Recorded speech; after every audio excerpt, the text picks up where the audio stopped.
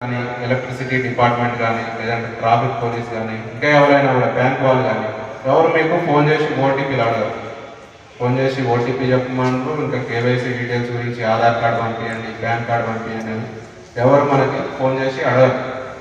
ఎవరైనా చేస్తారంటే మనకు డౌట్ రావాలి. ఇట్లా పోలీస్ ఇంకా డిజిటల్ అరెస్ట్ అని చెప్పి వస్తుంది.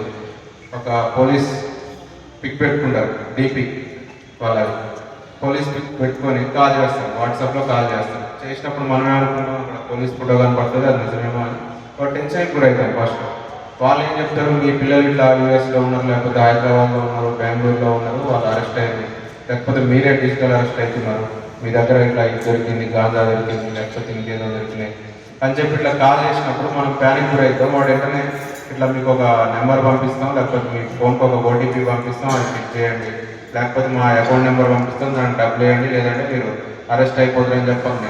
మ్యాక్సిమం ఇది ఎవరికి చేస్తారంటే 60 years ఏమో వాళ్ళకి కాల్ చేస్తారు, రిటైర్డ్ ఎంప్లాయీస్ కానీ ఇలాంటి వాళ్ళకి కాల్ చేసి చెప్పినప్పుడు వాళ్ళు ఏంటంటే ప్యానిక్ అయిపోతారు. మళ్ళీ ముందే ఏమని చెప్తారు, మీరు బయటకు చెప్పినట్లయితే మిమ్మల్ని వచ్చి ఇంకా మీరు బయటపడదు, దీంట్లో వచ్చి మీరు ఇమీడియట్గా మనీ పే చేస్తే ఏ ప్రాబ్లం ఉండదని చెప్పండి. వీళ్ళు భయపడిపోయి ఎంతో కొంత అమౌంట్ వేస్తారు, వాళ్ళ దగ్గర ఉన్న అమౌంట్ని వేస్తారు.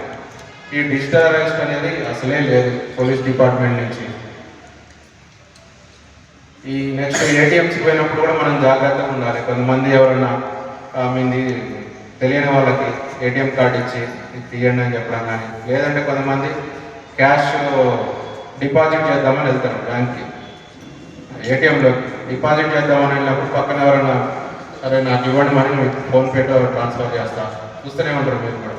ఇవి కొన్ని స్కామ్స్ జరుగుతున్నాయి. వాడు ఏం చేస్తాడంటే ముందే దాంట్లో సెట్ చేసుకుంటాడు, ఇట్లా మీకు మెసేజ్ వచ్చేటట్టు క్రియేట్ చేస్తాడు, మీ దగ్గర డబ్బులు తీసుకుంటాడు, మీకు వచ్చినట్టు ఒకటి చూపిస్తాడు స్క్రీన్ షాట్.